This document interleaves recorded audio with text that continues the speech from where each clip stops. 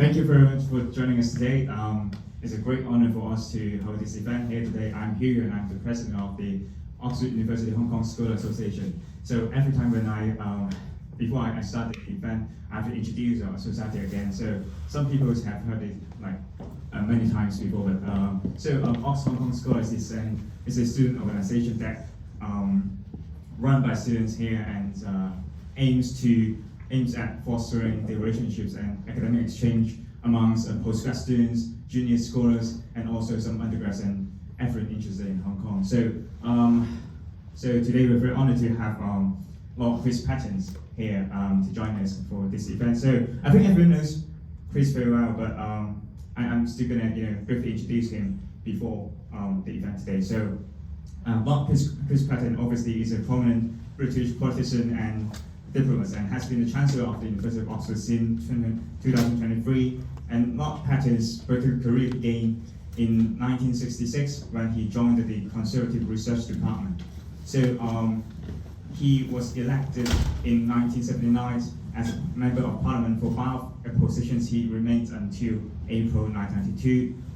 So Lord Patten was appointed as Governor of Hong Kong in April 1992, a fatal role he had until 1997, overseeing the handover of Hong Kong to China. So he was also the chairman of the Independent Commissions on Policies for Northern Ireland during 1998 to 1999, and from 1999 to 2004, Patten served as the European Commissioner for External Relations, and he took over his seat in the House of Lords since 2005. So he has a very latest publication, the Hong Kong Diaries, and I assume some of you have already read it. In that book, he recounts his experience as the last British governor of Hong Kong, offering his insights into Hong Kong's handover to China and some challenge of balancing political freedom with international relations. So this event was expected to be a talk by Lord Chris Patten, but later I learned that he has some health concerns. So today we're going to rather do a fireside chat. So I'm going to ask him some not a long list but a short list of questions, and then I will open the floor to everyone to ask questions. So Patten, very good to see you here. So since 1990, you were the chairman of the Conservative Party, and you orchestrated the surprise Conservative electoral victory in 1992. But ironically, you lost your seat for Bath. So according to your good friend, the former Prime Minister John Major, you would have been made either the Chancellor or what we call financial secretaries in other countries, or foreign secretaries if you have kept your seat. But so what was your reactions or your thoughts when you got surprise results, and what did you expect to be the next steps? Because I suppose you didn't know that you soon to be made the Governor of Hong Kong, but so what was your first impressions when you were appointed to such positions? This is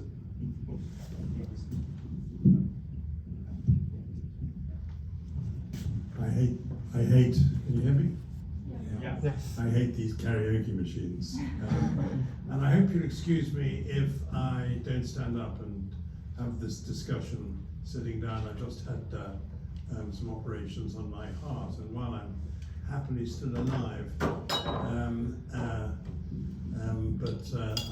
not quite as, I've got lots of places where they open me up, and I find sitting down more comfortable.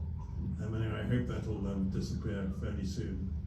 But I'm delighted to be here again, and I just want the good news for all of you who couldn't afford the hard copy of my diaries is they're coming out in paperback at the end of next month, so at a more affordable price, I'm sure. Let me cut to the quick and come straight to the question that you asked. One thing I've learned out of my rather varied life in public service is that when things seem to have gone wrong, you simply have to pick yourself up and keep going, and they invariably turn out to be much better than you thought. You were accurate in saying that John Major's expectation after the 1992 election was that he then made me, so he says, the Chancellor of the Exchequer. So those of you who know anything about British politics know that the electors of Bath, where there was spectacular tactical voting, saved me from becoming Norman Lamont. John Major offered me several jobs. One was to be parachuted into a constituency in London called Kensington and Chelsea and fight a by-election there and then come into the cabinet. The other was to go to the House of Lords and become a senior cabinet minister in the House of Lords. I was offered an embassy, but then he also offered me the chance of becoming the last governor of Hong Kong. And I pretended that I wanted to go away and think about it. But I knew straight away that it was what I wanted to do. For a variety of reasons. I'd been to Hong Kong 2 or 3 times before when I was Britain's development minister. And it always seemed to me that Hong Kong was an exemplification of the political values which I held to most strongly. Principally that there is a connection between economic freedom and political freedom, between the rule of law and tolerance and moderation, between the responsibilities of being a citizen and the obligations of the state. And I thought the chance of running my own, as it were, city in Asia, which exemplified all those values, was much too good to be true. There's a line in a Shakespeare play by somebody called Duke Senior, where he says, he's just had a terrible offer made to him. But then he says, sweet are the uses of adversity. In other words, if you go about it in the right way, you can have a much better life dealing with the hand that fate gives you rather than hoping for what might have been.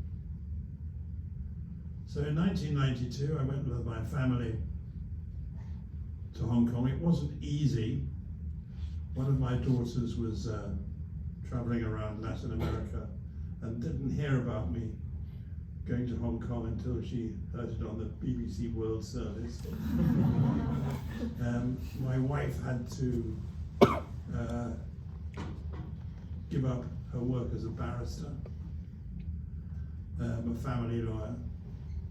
2 of my daughters were in education, and chose, I was pleased to see, chose to come to Hong Kong with us.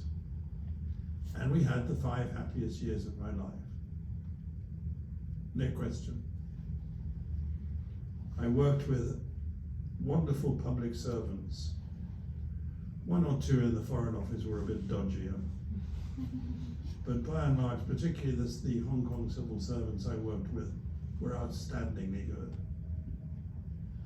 The best woman I've ever worked with, and I've worked for Margaret Thatcher and others, the best woman I ever worked with was Anson Chan, who was the perfect civil servant in this sense.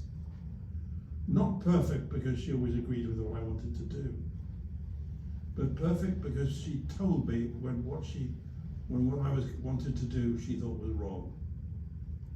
And there's a wonderful analect in Confucius when he's being asked what makes for a good ruler. You probably know this. And he says, well, of course it's important that a ruler should have good advisors. And then he says, what produces a disaster? And he says, well, when the advisors tell the ruler things that aren't true because they think that that's what he or she wants to hear. And Aung San Suu Kyi was an example of somebody she was a superb administrator. She had a really deep sense of values. She was very clever. But if she thought I was going to do the wrong thing, she would tell me so. In a way which didn't humiliate me, but made me realize what an error I'd been about to commit.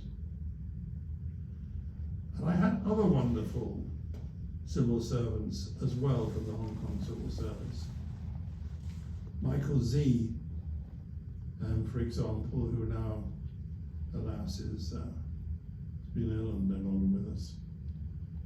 Nicholas Ng, Peter Lai, outstanding individual civil servants. And when people talk about open societies, about democracy, they forget that any strong open society, any strong liberal democracy, needs to have institutions, hardware and software, which ensure that a leader, that majoritarianism doesn't fetch up trampling over the rights of the minorities. And in Hong Kong, the civil service was part of that.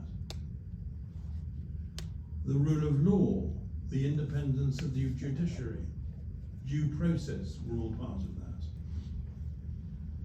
So it was a wonderful place to work and live.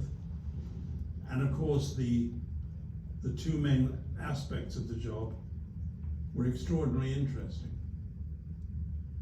First, just being, as I said, the mayor of a great Asian city.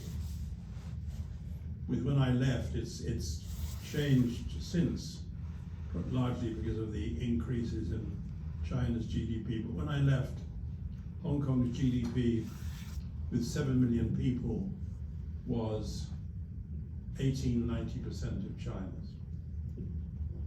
And Hong Kong's GDP was equal to the combined GDPs of Singapore and Malaysia.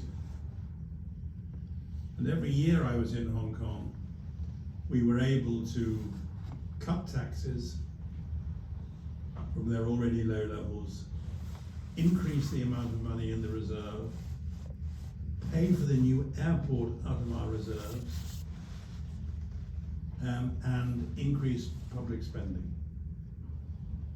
I used to say to people, if I'd ever been able to do half of this in British politics, I'd have been Prime Minister for life. And that was because of years of growth by Hong Kong and sensible investment in the things which help to promote good growth, including in particular infrastructure development and education. So that side of things was wonderfully satisfying. And secondly, it was both exciting and important to have the job of trying to negotiate the handover of Hong Kong to China, because that created problems on both sides, moral and political. For the Communist Party in Beijing, the principal problem, I think, was this: that they wanted to pretend that Hong Kong was other than it is. And we've seen this with what they've done with school history curriculums, history books, since they've been in charge in 1997. To argue that Hong Kong wasn't a colony, it was an occupied territory. And you then ask yourself, who'd occupied it? Well, the majority of the people who'd occupied it, or the families of the people who'd occupied it, were refugees from communism, who'd swum to Hong Kong, who had clambered over razor wire to get into Hong Kong, who, like Jimmy Lai, stowed away on a ship to get to Hong Kong. So it was quite awkward for the Chinese government, the Chinese Communist Party rather, to face up to the fact that people had fled from communist China in order to find a safe haven in a British colony.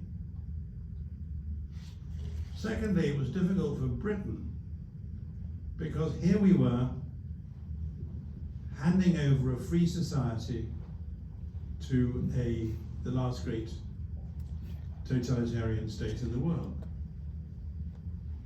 But we had no option because of the terms of the lease of the new territories as well as the grant of Hong Kong Island and the tip of Kowloon. And that point was made to me most graphically when I was on one of my very last local visits when I was governor of Hong Kong.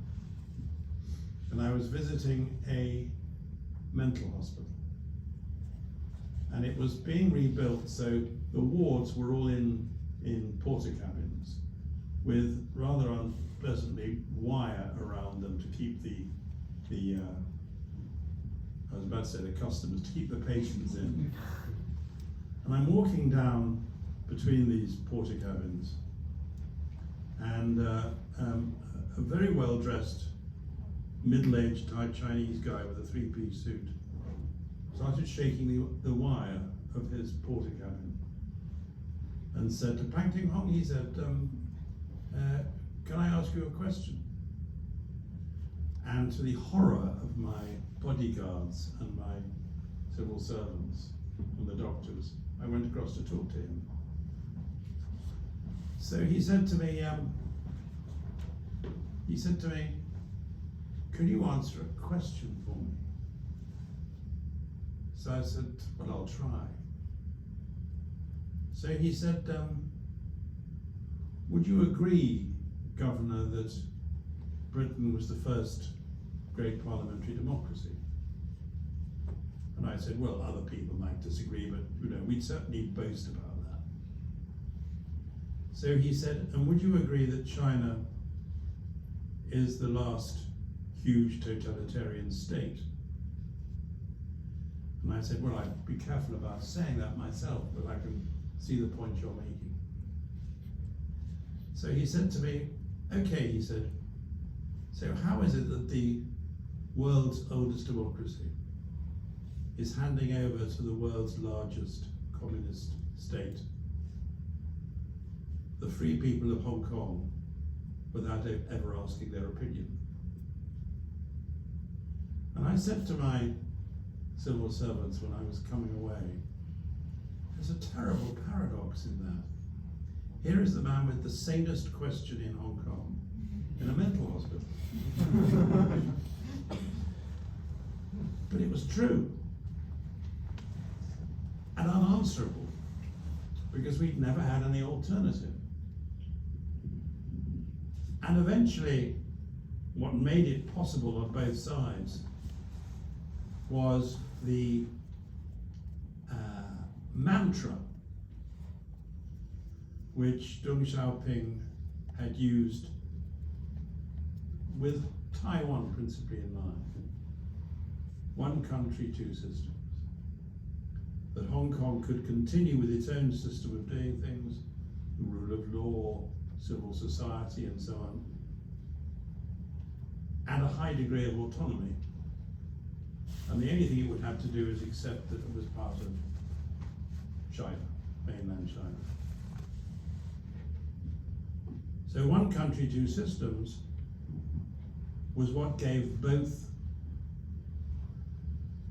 sides, China and Britain, the comfortable feeling that they were doing not only something which would work, but something which was morally acceptable.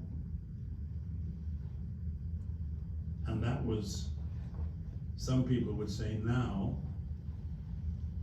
an example of naivete on the part of Britain. Others would argue there was no way of us knowing that was how it would turn out. And I'm going on too long, but just let me finish the thought. But I think it's fair to say that for 10 or 12 years after we left in 1997, things didn't go too bad. It's true that the Communist Party rode back on the promises, the commitments it had made on continuing to develop democracy. And it's true that it interfered too much. But by and large, the sort of modest opening up you saw in China was reflected under Deng Xiaoping, Jiang Zemin, and Hu Jintao in the way Hong Kong was treated. And I think things changed with Xi Jinping. Just two footnotes I make. I've probably answered lots of your questions with this by banging on so long. But there are two things which I think we should recognize. The first, three things. The first is there was a great literary critic in China in the 1920s, and shamefully I forget his name, Lu something or other. And he said the problem for us in China is that because of our history, we always look up to people because we were being under their thumb, or we look down on people because we want to be on top of them. And what we have always had difficulty doing, he said, is treating people as equals. And therefore, as having friends abroad.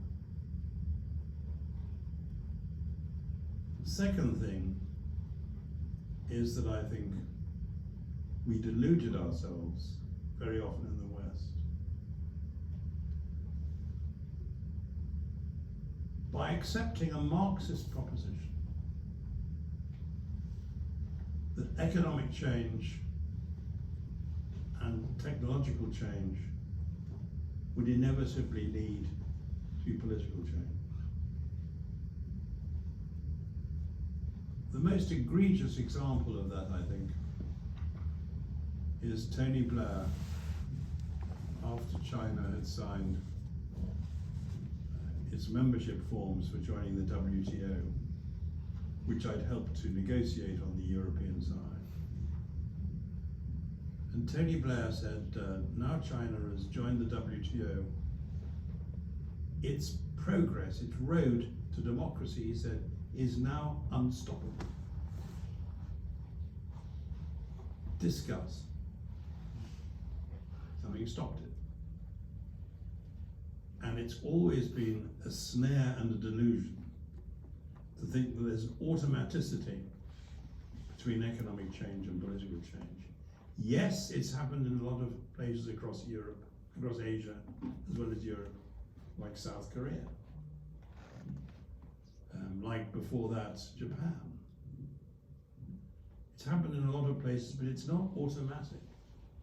And sometimes it comes smoothly, as was the case in South Korea, and sometimes it comes only as a result of turbulence, which we should never want to happen anywhere. And the other delusion was that because you signed something with China, they would stick to the agreement. And there is an awful history of that not being the case. And I've just been reading the book, the best book I've read on China for a long time, by Steve Chang, who's at SOAS in London, and is a very fine historian. It's called The Political Thought of Xi Jinping. And we can talk about that in a minute if you'd like. But what he makes clear is that the view of Xi Jinping is that China ultimately does what it thinks is in its immediate interest. If that means it has to overlook things that it feels it's been obliged to sign by the American-dominated world order, so be it. So if you think you've got to accept China's political narrative in order to get China to accept what you want to happen on climate change or international agreements for dealing with pandemics, then you're kidding yourself. And the pandemic is a very good case in point. In 2002, there was an outbreak of SARS in South China, and it was threatening to spread into other countries. Indeed, was spreading into other countries. And the WHO pioneered what were called the international health regulations, which it wanted every country to sign up to. And China, after a great deal of nodding and weaving, agreed to sign up in 2006. And one of the things which countries that have signed the agreement are obliged to do is when they think there is an outbreak of a new illness or disease, they are supposed to tell everybody else in as timely a fashion as possible, by which is meant hours or days, not months or years, what's happening. And just consider where that didn't happen. What happened in Wuhan, where a lot of very brave doctors and nurses tried to call out what was happening, they were shot up by the police. Some of them died. That very brave dentist who tried to blow the whistle on what was happening died. People were threatened with imprisonment. So when people now say, well, we've got to have an agreement, we must accept China's position on this or that issue, otherwise we won't get an agreement with them on pandemic disease. Well, you can get an agreement on pandemic disease and then whistle. So all that, which is a long way of answering your brief and admirable question, all that explains why 5 years in Hong Kong were probably the most politically and intellectually stimulating for me in my life. It's not the most difficult job I've had. Helped to explain why so much of the rest of my life has been dominated by thinking about China, and because I have so many Chinese friends, I've always tried to distinguish between the Leninist Communist Party of China and the people of China and the patriotic people of China and China itself, which has such an extraordinary history. I think that history has been demeaned at the present by the Communist Party. And if you want to start reading the political thought of Xi Jinping, be very careful because you'll go to sleep.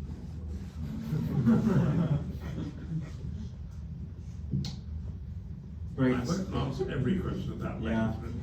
This question is, the answer is far beyond my expectation. Yeah, maybe we should turn it back to talk rather than a fireside chat. But anyways, I'm gonna ask, but that's good because I only have like 2-3 questions here, so it's good that you can talk as much as you can. So, so it's good that you mentioned that you think that China won't follow the agreement that they signed. So, And so back then, when you were sent to Hong Kong, so you proposed and pushed forward the significant electoral reforms, a thing that made you to be called a sinner, to be condemned for 1,000 generations. 千古罪人. Do you think that as a politician, so what made you to propose such things? Because China's after Hong Kong returned to China, Hong Kong is going to ruin it anyway. So, but you're still going to do it, and so it's because like as a politician, it brought you some sense of missions or make you to do some things to further democratize Hong Kong. So, yeah. Well, I'll tell you why we did it. Because there was no agreement had been reached on the basis for the elections in 1995, except that it was agreed that there shouldn't be any increase in the number of directly elected seats. Now, on the British side, that had been agreed on the basis of a completely fiddled opinion poll or consultation exercise with the public, after which it was claimed that the majority of people in Hong Kong didn't want more directly elected seats. And there are all sorts of ways in which that result was achieved, which I could explain to you, but I won't go into all the detail. Anyway, there was an agreement that there had to be elections in 95, that there couldn't be any increase in the number of directly elected seats. But as far as Britain was concerned, it seemed to be imperative that they should be as fair and free as possible. And that was on the basis on which we made our proposals. And our proposals didn't breach the Joint Declaration or Hong Kong's basic law. Our proposals were by and large, the main point of them was to increase the electorate in the functional constituencies. In the functional constituencies, you could either run them like rotten pocket boroughs in 18th century Britain, or you could extend the voting number of people who could vote in each one. So in say, a commercial sector, instead of just having the directors of companies, you would have everybody who worked in those companies. In education, instead of just having a few people at the top of education trade unions, you'd give the vote to everybody who was a teacher or a lecturer.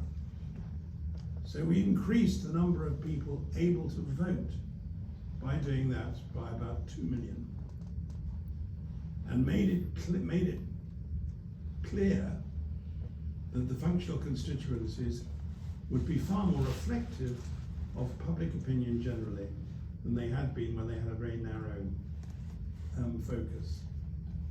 We also had some rules about voting age and so on, but they were secondary really to that.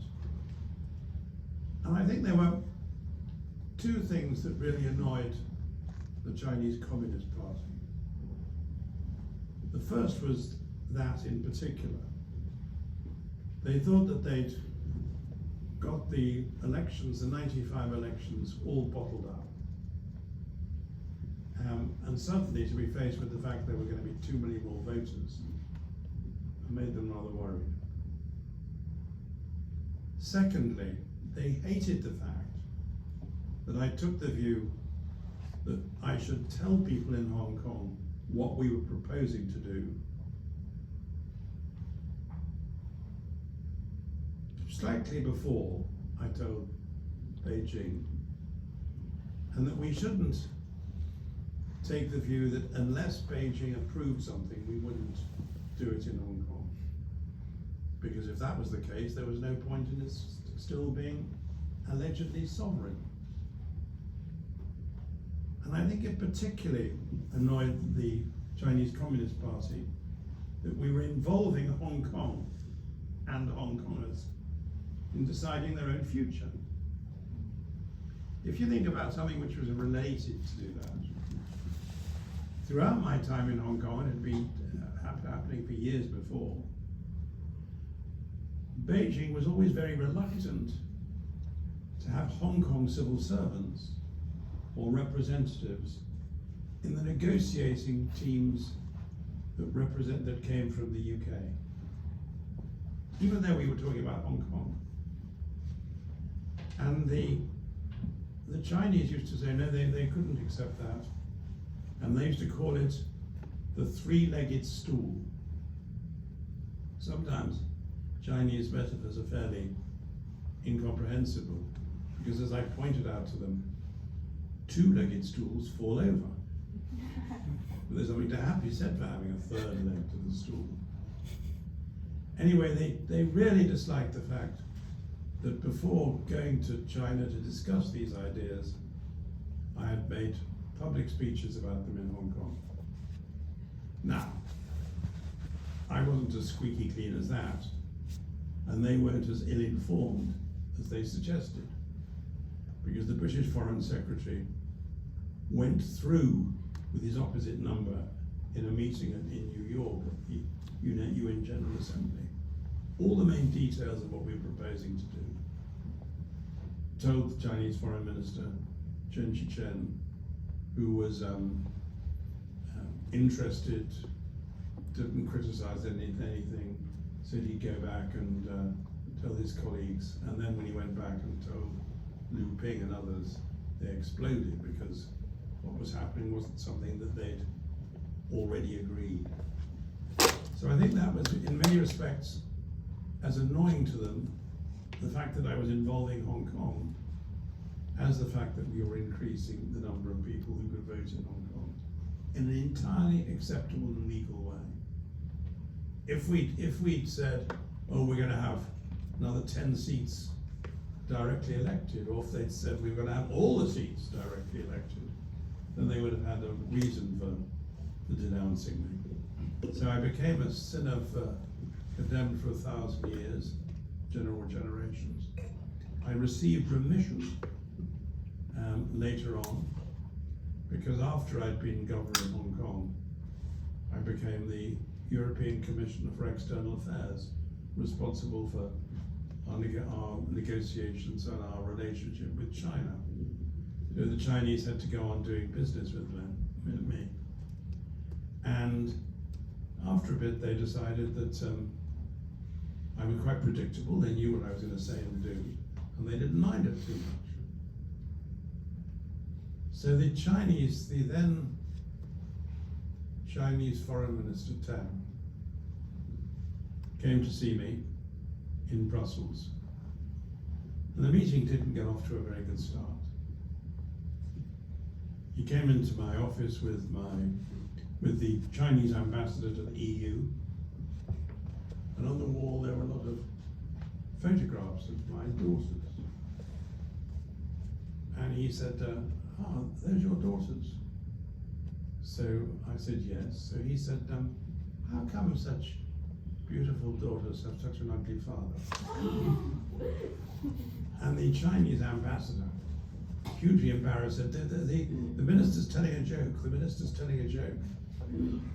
Anyway, the minister went on to say that the Chinese leaders had considered my position and had decided that I was a force for concord, not discord. So remission was provided.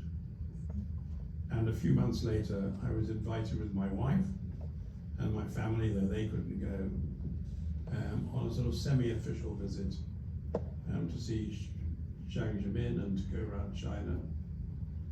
And it was an extraordinary experience.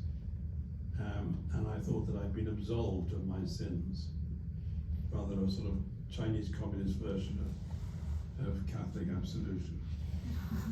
So that's the history of a sinner condemned for 1,000 generations. Didn't last. Okay, so thanks for that. So unlike most other previous Hong Kong governors, you were not a professional diplomat, because from the UK Foreign Office, and you were amongst the first like UK politicians and foreign former MPs to take up such a position as the Hong Kong governors. So what kind of legacy do you think you brought back to Hong Kong, and do you do anything more than other previous governors because you were not just a civil servant but rather you're a politician? First of all, I think we were able to leave Hong Kong honourably. And when we were leaving, people weren't shaking their fists.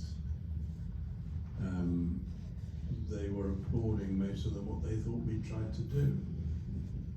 Secondly, I think we gave Hong Kong a sense of what an open society, a democratic society, a liberal democratic society could be like, and what a fair election could and should be like.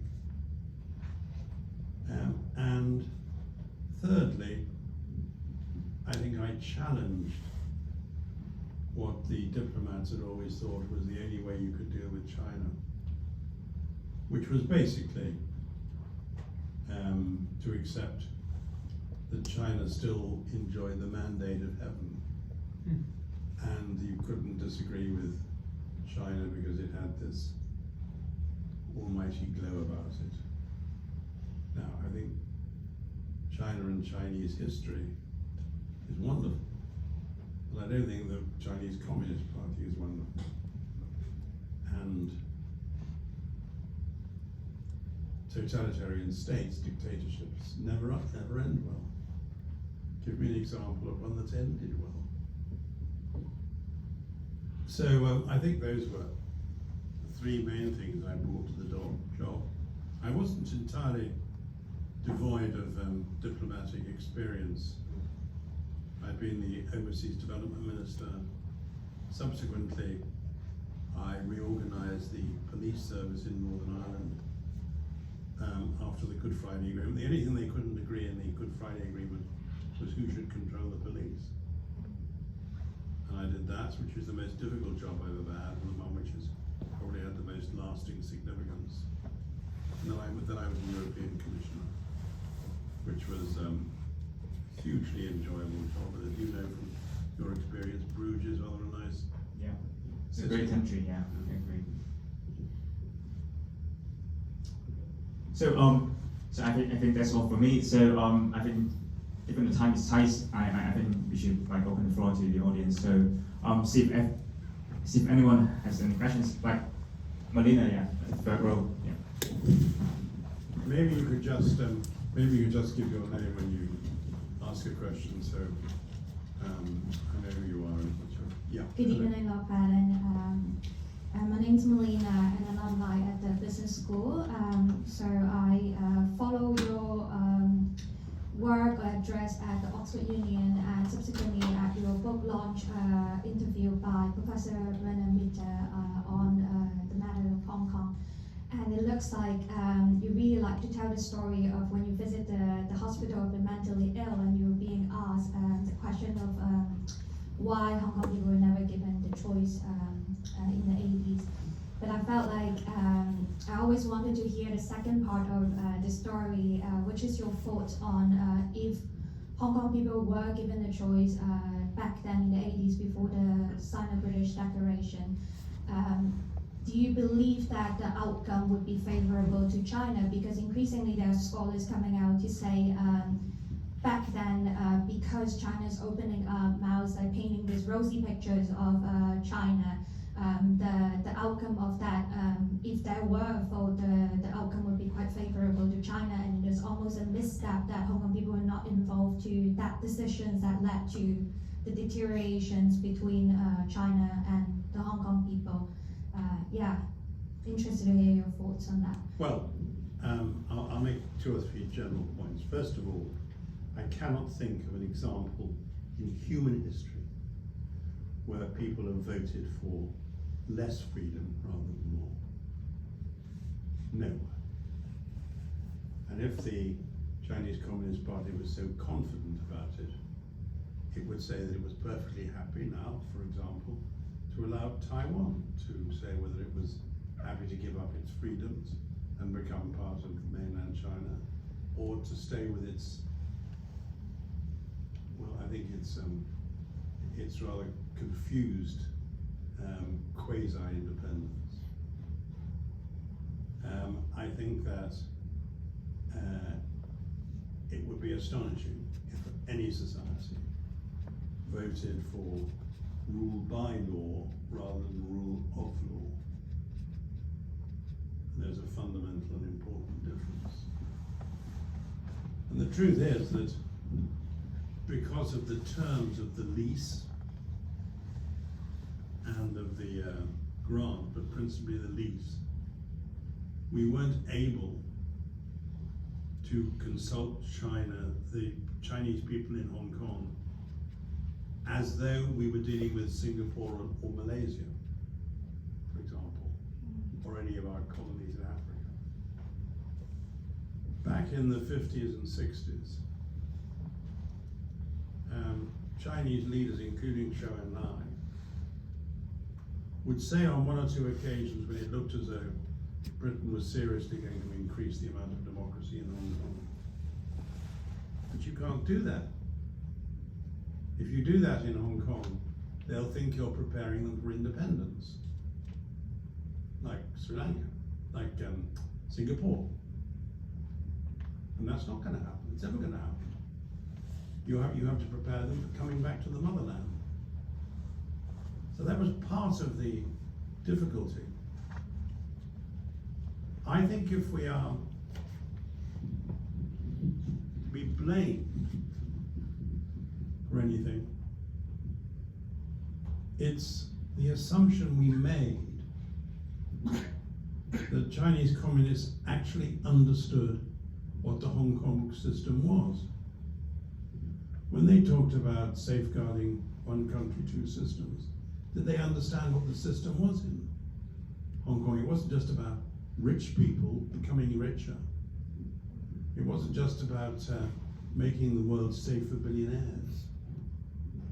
It was about making the world safe for people like Jimmy Lai, who came with nothing and made a lot of money and became a fervent exponent of the values of Hong Kong, for which he's now been incarcerated for 1,000 days or more. So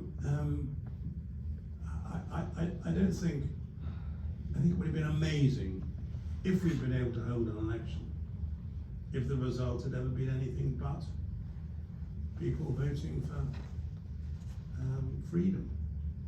And when you think about it in Hong Kong, those elections we held, usually, in fact always, the Pan Democrats had majorities. To be fair to them, the DAB Hong Kong, which had quite moderate leadership, usually did pretty well, particularly in areas of public housing. But by and large, the Pan Democrats won time after time. So I don't think we would have had anything to be nervous about with a free election. Antonio. Hi, so my name is Antonio. You talked about your economic policy, and I was just wondering whether you're like a one nation Tory or like Thatcherite Tory. And also another question being, you talked about the difficulties in handling relations with Beijing. As far as I know, before the 1970s, Beijing was not recognized as a legitimate government for China. Would it not have been easier to not recognize Beijing, like just outright discarding Beijing as like an illegitimate government, a political entity, that sort of thing, completely ending its existence, and then, I don't know, do negotiations with Taipei, that sort of thing, when we're talking about the handover, especially concerning the sovereignty of Hong Kong, that sort of thing. No, I think the recognition of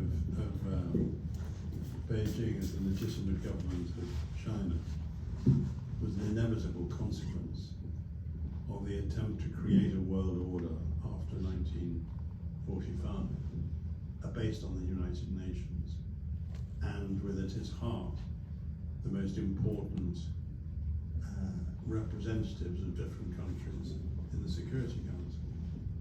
And I think it would have been very difficult then to argue that China, with over 1 billion people, shouldn't be there, but that Taiwan, with far fewer people, should be. The thing which, of course, people forget about Taiwan, particularly the Chinese Communist Party, is the first proposals to make Taiwan independent came from the Chinese Communist Party in the 1920s and 30s. It's quite an important point in the whole story. We now have a policy on Taiwan which is of strategic ambiguity, which I hope the Chinese Communist Party doesn't mistake for something else, because it would be a disaster if China was to think that it could and should try to recover Taiwan by force. It would, I think, you'd need to be mad as a Chinese leader to think that that made any sense. And it would, of course, be a disaster for the world. Your first question about what sort of conservative I am. I'm not sure that the Conservative Party, which I was once chairman of, really exists anymore. I believe in liberal social values. I believe in institutions. I believe that institutions and the rule of law prevent majoritarianism turning into authoritarianism, prevent the majority trampling over the rights of the minority. Would you call yourself a Lib Dem? Sorry? Would you call yourself a Liberal Democrat? No, I'd call myself somebody who believed in liberal democracy, but I wouldn't call myself a Liberal Democrat, because I think the Liberal Democrats, while being well-meaning, are spectacularly wishy-washy. And if you're a Liberal Democrat, you're in favour of X in constituency Y because it's popular there. You're in favour of Y in constituency X because it's popular there. And I think the leadership of the Liberal Democratic Party is particularly weak today. So no, I'm somebody who believes in the values of an open society. I think one of the important things about universities is there should be manifestations of all the principal values of liberal democracy. But I'm not sure that I would ever want to be thought of as a Liberal Democrat. I once got in trouble with a journal called Marxism Today when I was chairman of the Conservative Party. And I was giving them an interview, and they said, well, what sort of conservative are you? And I said, well, I feel very comfortable in the rest of Europe being a Christian Democrat, which caused some people outraged. But you know, Christian Democrats are, in many respects, in Germany and elsewhere, way to the right of me. And that's one of the interesting things where people really stand. If you want to know in detail what my political views are, I wrote a little book called The Case for Conservatism in about 1980 or 81. Now widely out of print, I'm sure, but set out the sort of conservative I am.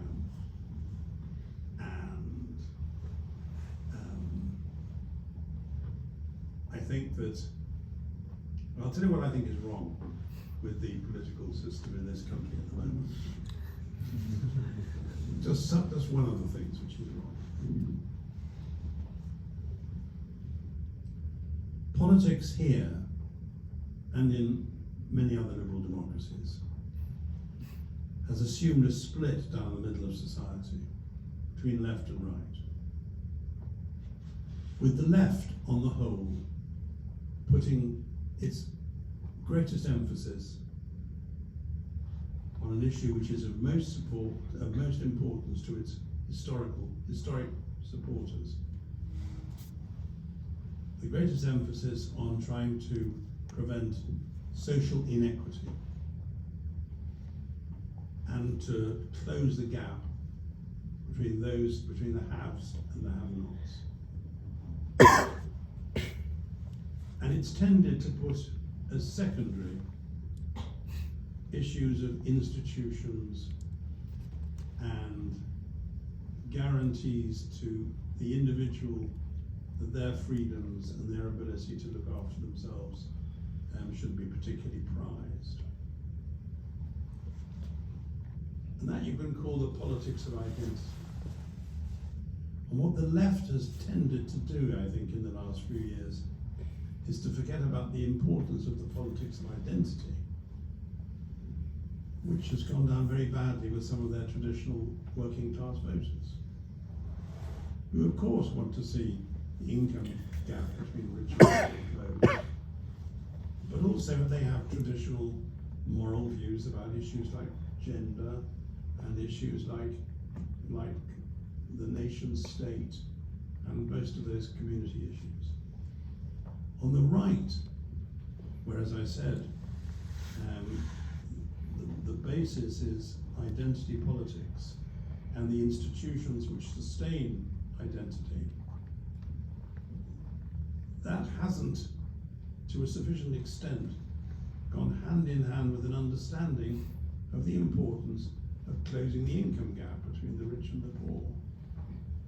So we've got parties on the left which haven't understood sufficiently about identity, and parties on the right, or a party on the right which hasn't understood sufficiently about social equity. And I think that's produced, sorry, it's a rather academic point perhaps, so I think that's produced some of the intellectual confusion in British politics. And it's very difficult today to think of anybody at the top in British politics who expresses an intellectually convincing vision which can match the size of the problems we face as a country. There's a very good book, I recommended it to everybody before Christmas and gave it to one of my grandsons, called Follow the Money by Paul Johnson, who's the head of the Institute of Fiscal Studies. Some people said it was polemical. Well, it is polemical in a lot of ways, but it's extremely well-informed polemics about what we've got wrong in this country in the last 15 or 20 years. And issue after issue, we're not going to be able to resolve unless people at the top in politics are able to work together. In the 1950s and 60s, people used to denounce something which they called Butskelism, which was the extent to which there was a sort of economic consensus between Hugh Gaitskell, the Labour Party, and Rab Butler in the Conservative Party.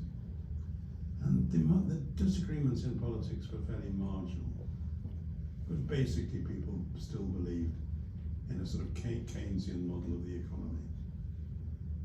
And that doesn't exist anymore. And that's a pity. Butler was the, I suppose, my greatest political hero. A man who was capable of extraordinary verbal sleight of hand. And you couldn't always take as literally true what he was saying. And you couldn't always believe that he could have said what he had just said, because it seemed so insulting. So he once said he was Deputy Prime Minister, and he once said of the Prime Minister at the time, Harold Macmillan, when asked about him, he said he's the best Prime Minister we have. He was, he'd been the private secretary of one of my bosses, one of my bosses has been his private secretary for years. And when this boss was retiring from the job and from politics, Rab was invited to come and speak at his farewell dinner. He was by that stage Master of Trinity College, Cambridge. And at the last moment, a telegram came from Trinity College, Cambridge, explaining that he was afraid he couldn't come, he had a flu. And he added, there's no one whose farewell dinner I would rather have attended. Just think about that. And people had to, you can't really believe that, can you? But he said to another friend who'd gone to his home, who was a wonderful gardener. Most people who are wonderful gardeners are wonderful people. And my friend, when he was leaving, was offered by Rab a bunch of flowers that Rab had cut in his own garden. While he was cutting these flowers, my friend said to Rab, "What's the most important lesson you learned from politics?" He'd been the most successful Chancellor of the Exchequer we'd had since the year. He was brilliant at turning good ideas like the Education Act of 1944 into workable policy.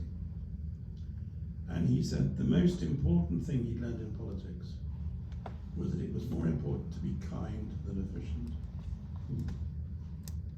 Now, he didn't literally mean that, but there is a fundamental moral point in that, which has always seemed to me that to be one that a right-wing party forgets at its peril. So how's that?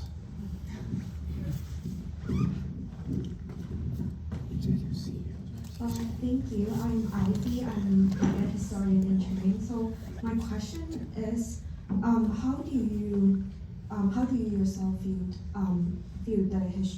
or interpret the history of colonial past in Hong Kong by the British government, and put into the context of the 19th and 20th century, like British Empire and like expanding colonialism and racism? Like, how do you still feel that that is like perhaps a necessary evil, or like how would yourself like view this past of the Britain?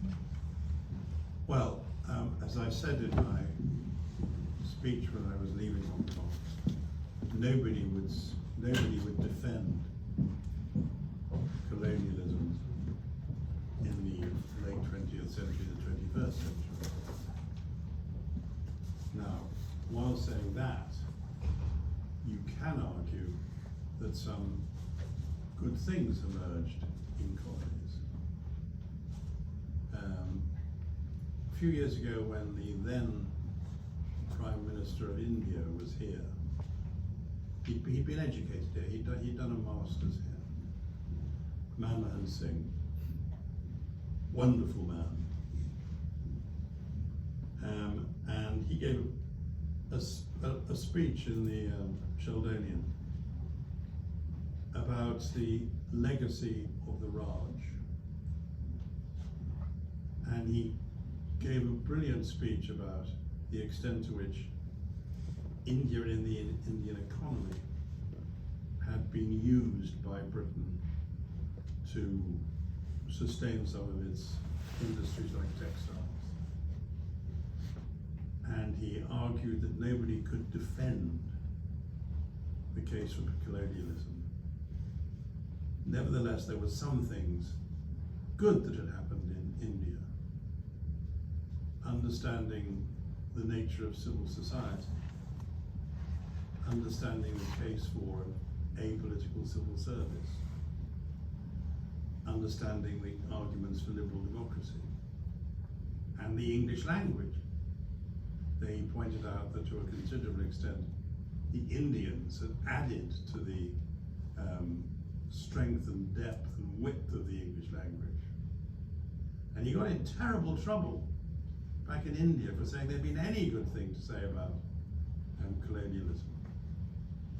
But there were some good things that came out of it, and some countries which were saved from a worse fate. What I think is very important is not to judge everything that's happened in the past through the prism of how we would define morality in the present.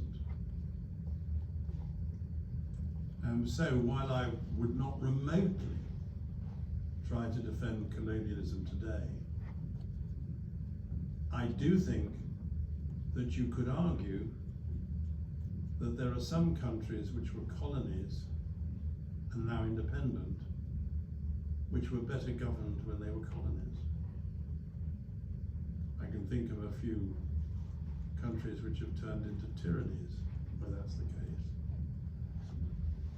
And I can also think of some awful examples where countries have been used by the colonial power. But what's quite interesting about this country is disengaging from our empire, disengaging from colonialism, was done with far less violence and far less political turbulence than happened in some other countries.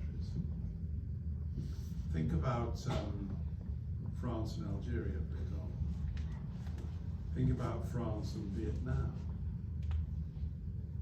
Think about the Netherlands and parts of Southeast Asia, Indonesia. So we shouldn't seek to defend what created colonies, because you couldn't do that today and wouldn't want to, I hope. But you have to actually judge things or look at things on the basis of what was happening at the time, on the evidence of the time. And that's, of course, a very controversial point to make with people who believe in critical race theory. And it's a very controversial thing to make, to want to judge everything through the prism of the slave trade. You want to read about the slave trade, you start by reading about the slaves who were being traded from West Africa to East Africa and the Middle East way before the Dutch started doing it. So, I mean, people forget history is an argument. One of the reasons why I'm pleased to have been a historian of sorts is that is exactly that it's the attempt to assemble evidence to discover what may have been the most accurate account of what happened in the past. I was taught history I was very lucky at Balliol. I was at Balliol in the 1960s. That's how old I am. And I was taught by 4 brilliant historians, 3 in particular. Probably the greatest English historian of the French Revolution of the last 50 or 60 years, Richard Coll. One of the 2 or 3 most significant Marxist historians, Christopher Hill, who wrote about the English Revolution, and the greatest expert on medieval chivalry, Maurice Keene. And I couldn't say this quite about Christopher Hill because he was ultimately a Marxist historian and believed in the great sweep of history and in tides. But Maurice Keene and Richard Coll were both adamantly opposed to the idea that there were great movements and they explained everything. They believed that history was about individuals, and individuals changing things. And that's, I think, what I've, well, it's a long way from your question, but I think that's what I believe and will go on believing. And they can make things worse. I mean, what's the greatest threat to world at the moment? Well, one of the greatest threats is the possibility of a re-election of President Trump. So, yeah, end of story.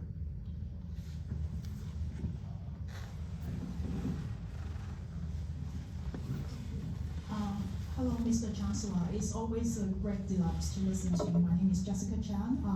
May I first wish you a very speedy post-surgery recovery. Thank you so much for sharing with us tonight.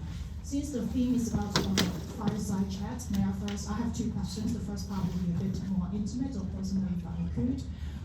Reflecting on your 5 years life in Hong Kong, as you repeatedly shared, that was part of the happiest moments in your life. What was the biggest cultural shock, or in any ways, how has it changed your philosophy of life or your intellectual pursuits about humanity after having, in many ways, dealing with the biggest authoritarian regime in the world? My second part of the question is looking into the future, forward thinking. A lot of people are predicting that Keir Starmer might be the next Prime Minister in the UK after 15-year Tory-led or Tory pure government.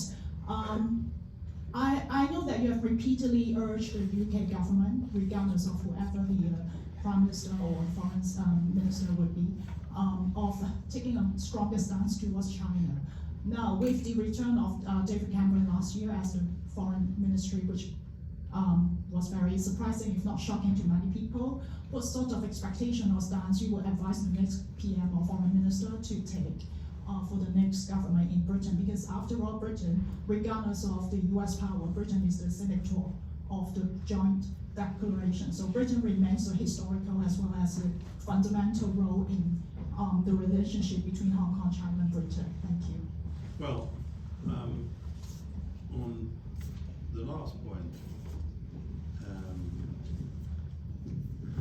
particularly given the complete soppiness of the golden age of UK-China relations, which allegedly took place when David Cameron and George Osborne were running things. At the same time as they were saying that, the Chinese Communist Party was denouncing in the Protocol number 19 all the main things which you would use to describe a liberal democracy. Having said that, I've been pleasantly surprised by what David Cameron has said about Jimmy Lai. He's the first Foreign Secretary, senior minister, to have been as outspoken as he has been about that political trial.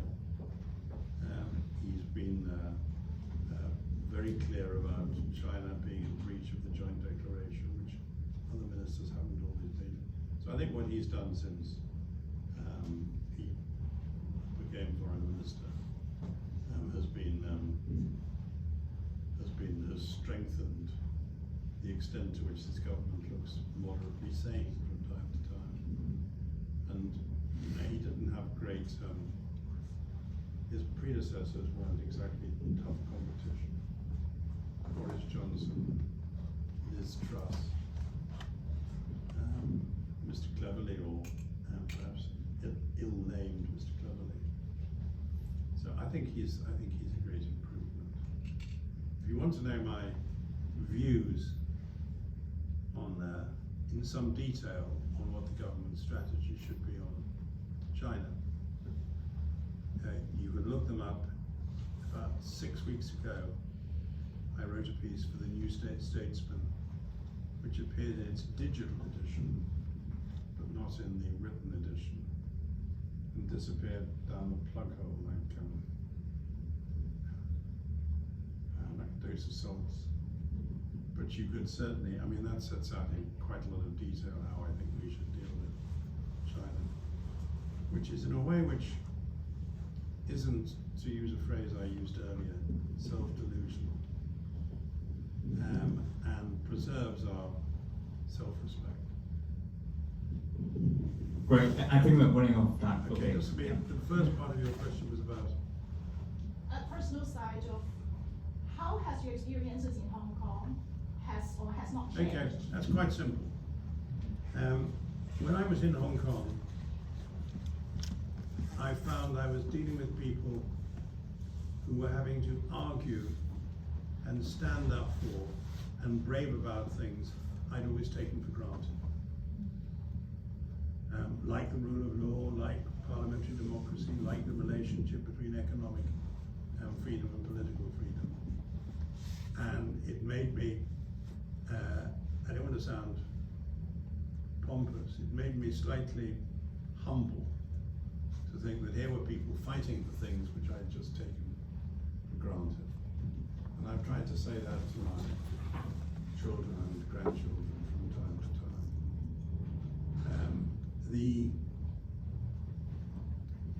Another of my political heroes was an American politician, a Republican candidate for the presidency, a Democrat candidate for the presidency, who was defeated by Eisenhower, a guy called Adlai Stevenson. And he said, it's not enough to fight for your values, you have to live up to them. And I think that's what people like Anson Chan did.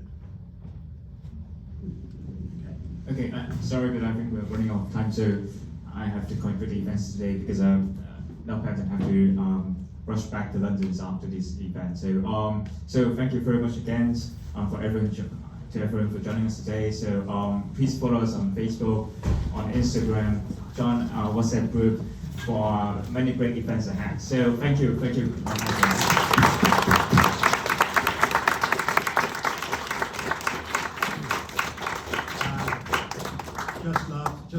Lastly, enjoy your time at Oxford. Oxford's been an enormously important part of my life. It's taught me so much. I don't just mean academically. And I met my wife here, and I met some of my best friends here. And what happens when you get to my age is those contemporaries who were best friends start to disappear. And one last gloomy thought, every year at my old college, I have to speak at a gaudy lunch or dinner. You know, for people who were in my year at college. And every year, the number of people at lunch or dinner decreases. But that's life. Anyway, make the most of it here and really enjoy it.